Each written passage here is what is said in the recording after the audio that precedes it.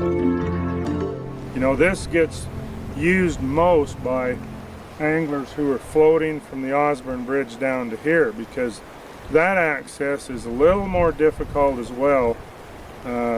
Up in the Harriman part of the ranch above Osborne Bridge, you can wade virtually anywhere you want all the way across the river, but when you get below Osborne Bridge, there seems to be a deep channel that goes all the way along. Even though it's flat water, there aren't many places you can get all the way across the river, and so a lot of times people like to use their boats and float and then get out and wade and come on down, and it's a nice day trip to put in at Osborne Bridge and take out here. You still got your nymph? You bet. All right. Well, that's catch and release. Isn't that the long distance release we like to get? That's a couple of long distance releases today, yeah. I'm waiting. Oh, you're waiting for me? Yeah. I'm waiting for you to... No, we're ready. That's perfect. He took it. You were at the, I'll tell you, I don't know if he took it or he just went over there and looked at it. That's all right. Hey, he took it that time. Yes, Michael. I saw the Good for you. fly go under that time. That's a troublemaker. You make that fish pay, will you? Oh, I wish we could land one of them. I'll tell you, that other fish might come around and help you. Ah, rigor mortis is set in on me.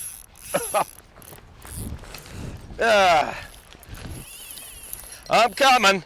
I'm coming for moral support. Well, that's a strong fish, Jack. I know. Oh, Concentrate on the fish. I can help you whenever you're ready. I'll try to don't grab just it. snap the net off. You just pull it. Grab the, there you go. I got to get way below him. I keep spooking him. Yeah, well, I don't know whether I'd get... Ah, man, I just can't get below him. No, you're just chasing him down the river. Why don't you just duck down and hide for a minute? Because all we're doing is Okay. going to get in those rocks now. All right, get in front of that Yep. log thing. I'm just going to take it nice. I'm going to move him in the shallow water. Go ahead. You finally get one in the Hey, net. Good job. see? Thanks, I'm in thanks for good. the help. New Zealand fishing. All right, Wow, is that great? put him in here and keep him in Woo! the water. Oh man, these are wild fish. Yeah, they're beautiful fish, aren't they? This is a troublemaker. We've definitely taken him See, out. that's a nice rainbow. Beautiful. We're They're about as pretty a rainbow as there are in existence. Yeah, let's see. The nymph's up here, Yeah. right in the top of his mouth. Now, we'll let him get a little bit of, Boy, isn't that beautiful? oh, it is beautiful. You know, that's what you always think about when these big wild fish, you don't catch many of them. See, he's getting ready to go. Hang on, buddy, I want you to hold a little longer. I want to get him, 'cause this water's not the coldest. Look at those spots. Yeah, Aren't they? and see, every fin's perfect. Oh, I know. None of these bent fins. There he goes, right? That's a good guide job, Jack. I'll send you my bill. Okay.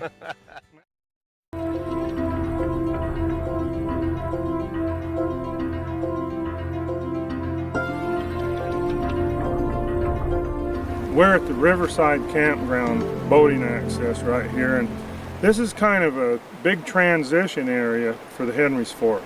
Above here, up to Last Chance, is all really flat meadow, Spring Creek water where the fish are getting a good look at all the hatches, and it's dry fly fishing. And then you get down in here and it turns into a canyon, and it's going to be a lot more of a canyon than the Box Canyon. So this area is a takeout for a float that we can take from the Osborne Bridge down to here. This is a National Forest campground. By the way, it's my favorite campground. There's a number of Forest Service campgrounds on the Henry's Fork. This one is really a great one, and it's right by the water. From here down, there's actually one more float that you can take. There's a takeout down at a place called Hatchery Ford, but it's whitewater, and you better know what you're doing. This is only for an expert boatman And what we need to realize is the Henry's Fork now is going to drop about 1,000 feet in elevation over the next 15 miles. And that's a pretty significant drop. So you're looking at some major waterfalls, big rapids, lots of rock. You really need to know what you're doing below here. But it's a real fun float to go with somebody who knows what they're doing. You know, even if you're pretty good with a drift boat and you have your own boat, it's a good idea to maybe take a trip with a guide first so you know where you're going so you won't get in trouble. It's an area that's not accessible. It's in a pretty deep canyon, kind of hard to get there. Most of the walk-in is either walking down from here or walking back up from the Hatchery Ford access, and there really aren't very good trails either, because this is all just rock and lava rock and a pretty fast, significant fall. This kind of water is just like the Box Canyon. So as far as how you fish this, you can just do the same thing you do in the Box Canyon. You'll have some good dry fly fishing when the salmon flies come off here and the smaller golden stones, and that's going to be soon after the Memorial Day weekend. And then later on in the summer, you pretty much need to go to your nymphs and streamers, the same thing you'd use in the Box Canyon. There's probably one exception, and that is down in here, the terrestrial fishing can get pretty good in August and September. There's quite a few grasshoppers as you get down further down the river that we don't see as much in the Box Canyon. I've had some decent fishing with grasshoppers. As you float from here down, there are a few nice areas where you can stop and get out and wade and cover the water, but a lot of the fishing is just fishing out of the boat in the pockets, and the boat's usually moving pretty fast. Just kind of hitting the little pockets with a short line is the way we do most of the fishing. It's not the flat kind of lava rock that you see more often up in the Box Canyon. I mean, these are big square rocks of every size, and you can end up on your head in a hurry if you get wading around along with the current. So you got to be real careful down in this water.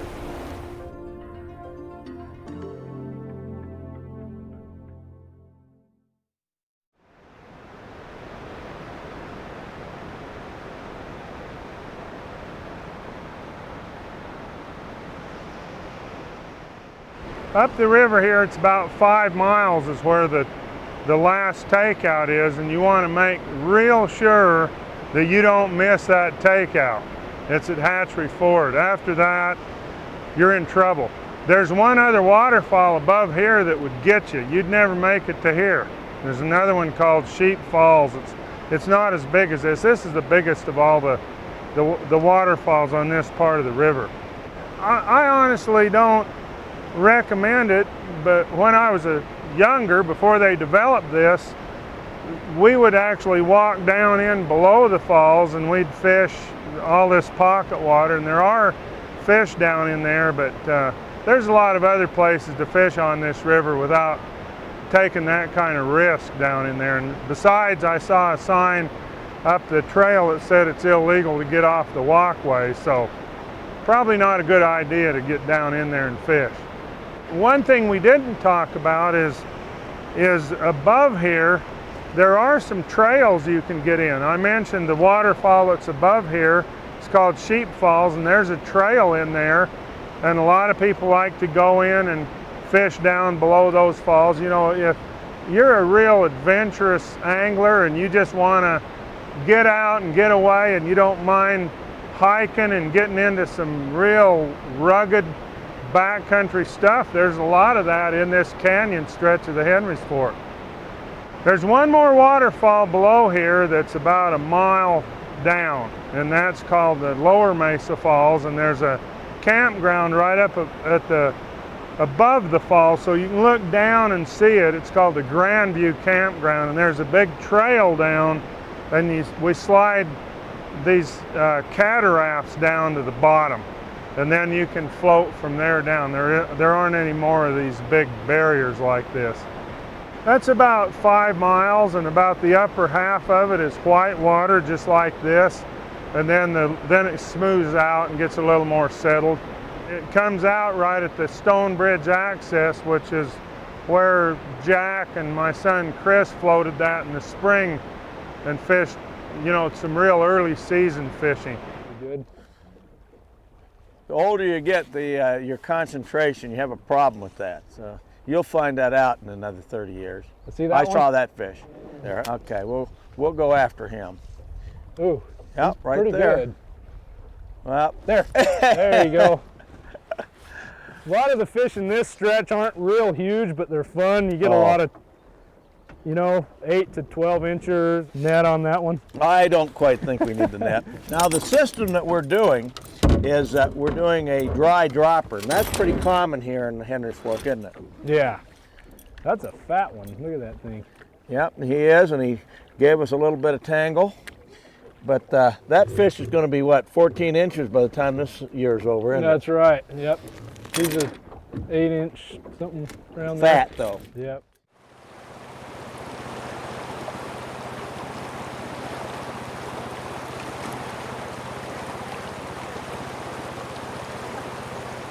This is the Stone Bridge access, and this is the place where you'd take out if you were crazy enough to drag your boat down at the Lower Mesa Falls. And then from here down the next 8 miles is probably the most popular float on the entire Henry's Fork. And one of those reasons is probably because it's a good section of water to fish in a day. You know, 7-8 miles, gives you time to float, a little bit of time to stop. And this stretch of river stays pretty good all season long. It's a real nice part of the river. There's a lot of good bank access. The road follows the river a good part of the way, and then it goes up and gets away from the river up on top for a while, and then drops back down. And in the float section, you can just have all kinds of nice water. It's more of a classic western river down here. Riffles, runs, big pools. There's a little bit of everything here. A wide variety of fishing. You know, it gets some pretty good hatches. They get green drakes down here, salmon flies, lots of caddis. Then in the fall and the autumn, you get a lot of the little blue-wing olive mayflies and midges. The nymph fishing is real good down here with basically the same kind of stuff that we use up in the Box Canyon, the rubber leg nymphs and then the little bead heads. And streamer fishing can really be good here because of all these big pools, and there's some nice undercut banks. And this, when you get down here, you know, if you look at Mesa Falls, you can see that's definitely a natural barrier on the river. And from there down, you'll find brown trout. And the further down you go, the more the population of browns increases. And in this stretch, there are some real big brown trout. The Henry's Fork Foundation was started back in, I believe the first year was 1987, and it's become kind of the model for other organizations on other rivers to follow.